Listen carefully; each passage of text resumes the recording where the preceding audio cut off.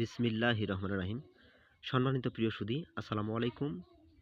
এই যে দেখেন আল্লাহ পাকের অফুরন্ত রহমত। আমি এই যে কয়েকদিন আগে বটবটি সিমের বীজ এই জমিনে লাগাইছিলাম। এই যে বটবটি সিমের গাছ এই যে গজাইছে, মাশাআল্লাহ, আলহামদুলিল্লাহ।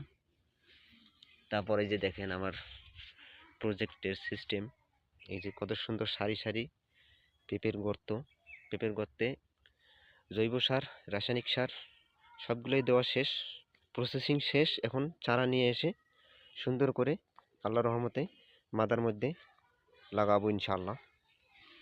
এই যে দেখেন, এই যে একটা বীজ গাছ কত সুন্দর হয়েছে। এই যে বটবটি সিমের বীজের গাছ বাইর হয়েছে।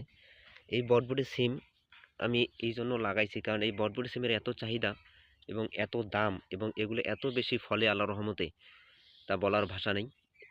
আমি এর আগেও একবার বটবটি সিমের চাষ করছিলাম। প্রতিদিন আমাকে সিম ছিঁড়তে হয়েছিল, মানে এত বেশি ফলন।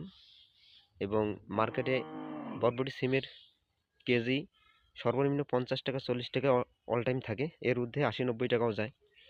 তো আমি এই যে পেঁপের সারিগুলা মাঝখান দিয়ে একটা করে সারি এই সিমের গাছ লাগাইছি। এগুলো হচ্ছে খাটো জাতের সিম।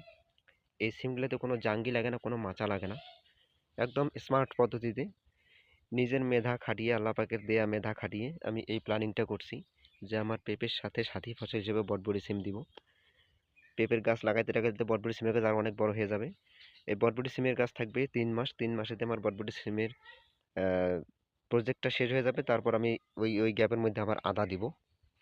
এই যে সিস্টেম, এই যে মাঝখানের এই যে দাগ দাগ ভাব দেখা যাচ্ছে, এই দাগের মধ্যে সিমের গাছগুলা, সিমের বিচিগুলা রোপণ করা হয়েছে। তো আপনারা সকলে দোয়া করবেন যাতে আমি আমার প্ল্যানিংয়ে ভালো মতন সফলতা অর্জন করতে পারি এবং ধৈর্য রাখতে পারি। আল্লাহ পাকের কাছে লক্ষ কোটি শুকরিয়া, সুস্থ আছি। আমরা যারা সকলে সুস্থ আছি, আল্লাহ পাকের কাছে লক্ষ কোটি শুকরিয়া আদায় করি, আলহামদুলিল্লাহ।